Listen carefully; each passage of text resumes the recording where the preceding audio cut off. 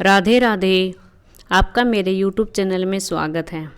आज मैं आपको सत्यनारायण भगवान की कथा का तीसरा, चौथा और पांचवा अध्याय सुनाने जा रही हूँ। अगर आपको वीडियो अच्छा लगे तो लाइक, शेयर, कमेंट ज़रूर करिएगा और साथ ही साथ मेरे चैनल को सब्सक्राइब करिएगा। आइए सुनते हैं। सूत जी बोले, हे श्रेष्ठ मुनियों, अब आगे की कथा कहता हूँ, सुनो। पहले समय में उल्कामुख नाम का एक बुद्धिमान राजा था। वह सत्यवक्ता और जितेंद्रिय था। प्रतिदिन देवस्थानों को जाता तथा गरीबों को धन देकर उसके कष्ट दूर करता था।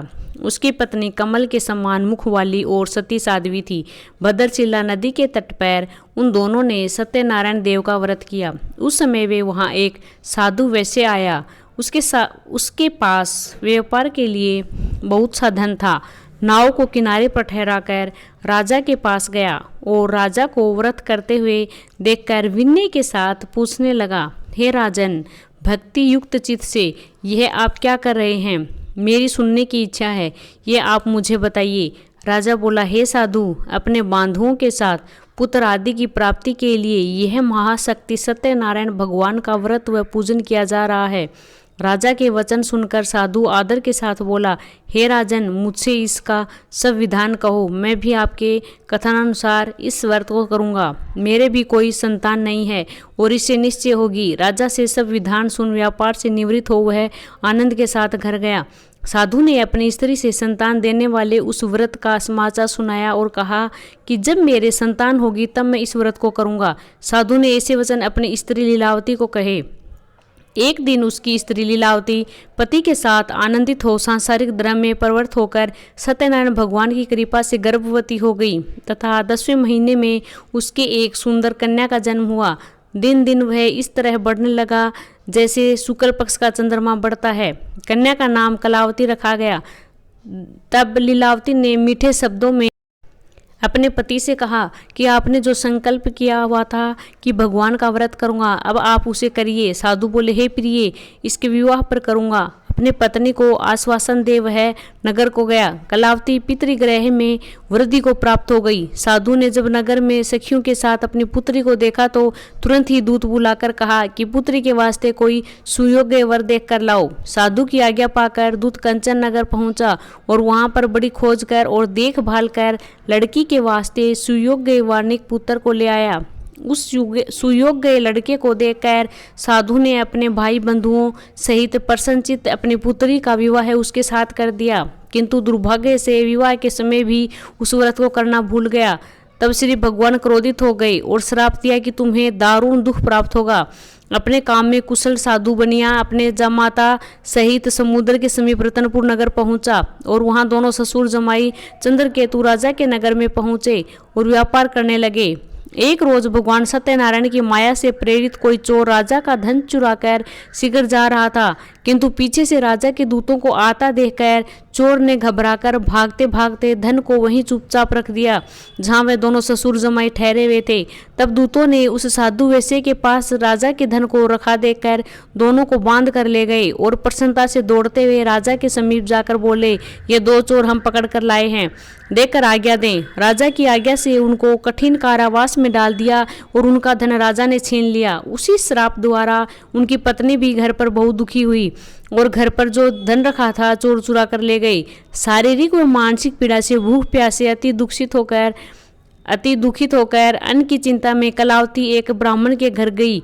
वहां उसने सत्यनारायण व्रत होते देखा।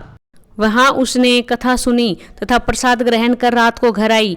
माता ने कलावती से कहा, हे पुत्री, दिन में कहाँ रही व तेरे मन में क्या है? कलावती बोली, हे माता, मैंने एक ब्राह्मण के घर सत्यनारायण का व्रत देखा है। कन्या के वचन सुनकर लीलावती भगवान के पूजन की तैयारी करने लगी। लीलावती ने परिवार और बंधुओं सहित भगवान का पूजन किया और यह वर मांगा कि मेरे पति और दामाद ही आ जावे और प्रार्थना की, हम सब का अपराध क्षमा करो। सत्यनारायण भगवान इस व्रत से संतुष्ट हो गए और राजा चंद्रकेतु को स्वप्न में दिखाई दिए और कहा, हे राजन, दोनों बंदी वैसे प्रातः ही छोड़ दो और उनका सब धन जो तुमने ग्रहण किया है दे दो, नहीं तो मेरा धन, राज्य, पुत्र आदि सब नष्ट कर दूंगा। राजा को ऐसा वचन सुन कहकर भगवान अंतर्ध्यान हो गए। प्रातःकाल राजा चंद्रकेतु ने सभा में अपना स्वप्न सुनाया और दोनों वानिक पुत्रों को कैद से मुक्त कर सभा में बुलाया। दोनों ने आते ही राजा को नमस्कार किया। राजा मीठे वचनों से बोले, हे मना भुओ, हे महान अनुभव, भाग्यवश ऐसा कठिन दुख प्राप्त हुआ है, अब कोई भय नहीं। ऐसा कहकर राजा ने उनको नए नए वस्त्र आभूषण पहनाए तथा उनका जितना धन लिया था उसे दुगुना धन दिलाकर विदा किया। दोनों वैश्य अपने घर को चल दिए। चौथा अध्याय। सूत जी बोले, वैश्य ने मंगलाचार करके यात्रा आरंभ की और अपने नगर को चला। उनके थोड़ी दूर पहुंचने पर दंडी वेशधारी सत्यनारायण भगवान ने उनसे पूछा, हे साधु, तेरी नाव में क्या है? अभिमानी वानिक हंसता हुआ बोला, हे दंडी, आप क्यों पूछते हो? क्या धन लेने की इच्छा है? मेरी नाव में तो बेल तथा पत्ते आदि भरे हैं। वैश्य का कठोर वचन सुनकर भगवान ने कहा, तुम्हारा वचन सत्य हो। ऐसा कहकर दंडी वहां से चले गए और कुछ दूर जाकर समुद्र के किनारे बैठ गए। दंडी के जाने पर वैश्य ने नित्य क्रिया करने के बाद नाव को ऊंची उठी देखकर अचंभा किया तथा नाव में बेल आदि देखकर मूर्छित हो जमीन पर गिर पड़ा। फिर मूर्छा खुलने पर बहुत शोक करने लगा। तब उसका दामाद बोला कि आप शोक न करें, यह दंडी का श्राप है, अतः उनकी शरण में चलना चाहिए, तभी हमारी मनोकामना पूरी होगी। दामाद के वचन सुनकर वह दंडी के पास पहुंचा। अत्यंत भक्ति भाव से नमस्कार करके बोला, मैंने जो आपसे असत्य वचन कहे थे उसको क्षमा करो। ऐसा कहकर महान शोकातुर हो रोने लगा। तब दंडी भगवान बोले, हे वानिक पुत्र, मेरी आज्ञा से बार बार तुम्हें दुख प्राप्त हुआ है, तुम मेरी पूजा से विमुख हुआ है। साधु बोला, हे भगवान, आपकी माया से मोहित ब्रह्मा आदि भी आपके रूप को नहीं जानते, तब मैं अज्ञानी कैसे जान सकता हूँ? आप प्रसन्न होइए, मैं सामर्थ्य के अनुसार आपकी पूजा करूंगा। मेरी रक्षा करो और पहले के समान नौका में धन भर दो। उनके भक्ति युक्त वचन सुनकर भगवान प्रसन्न हो गए। उसकी इच्छा अनुसार वर देकर अंतर्ध्यान हो गए। तब उन्होंने नाव पर आकर देखा कि नाव धन से परिपूर्ण है। फिर वह भगवान सत्यदेव का पूजन कर साथियों सहित अपने नगर को चला।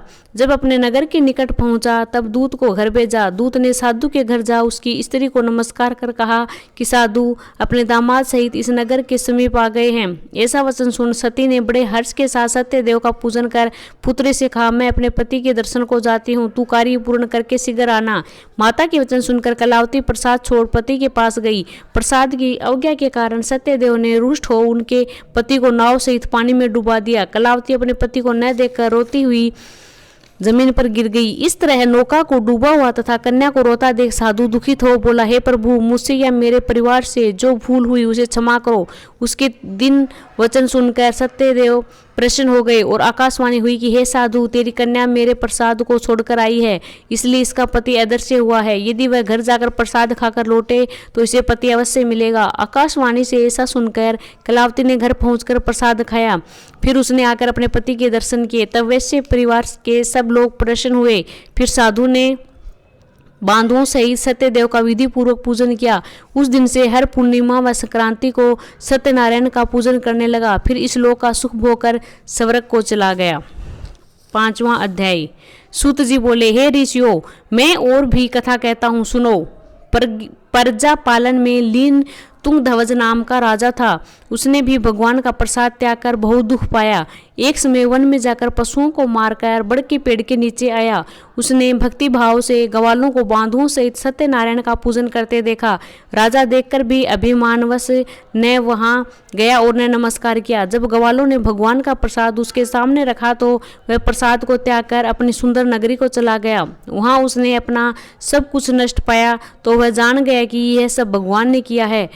तब वह विश्वास कर ग्वालों के समीप गया और विधि पूर्वक पूजन कर प्रसाद खाया तो सत्यदेव की कृपा से सब जैसा था वैसा हो गया तथा सुख भोग कर मरने पर स्वर्ग लोक को गया। जो मनुष्य इस परम दुर्लभ व्रत को करेगा, भगवान की कृपा से धन धान्य की प्राप्ति होगी। निर्धन धनी होते हैं, बंदी बंधन से मुक्त होकर निर्भय हो जाता है, संतानहीनों को संतान प्राप्त होती है, सब मनोरथ पूर्ण होकर अंत में बैकुंठ धाम को जाता है। जिन्होंने पहले इस व्रत को किया है उसके दूसरे जन्म की कथा कहता हूँ। वृद्ध सतानंद ने ब्राह्मण सुदामा का जन्म लेकर मोक्ष को पाया। उल्का मुख नाम का राजा दशरथ होकर बैकुंठ को प्राप्त हुआ। साधु नाम के वैश्य ने मोर ध्वज बनकर अपने पुत्र को आरे से चीर कर मोक्ष प्राप्त किया। महाराज तुंगध्वज ने स्वयं भू होकर भगवान के भक्तियुक्त कर्म कर मोक्ष को प्राप्त किया।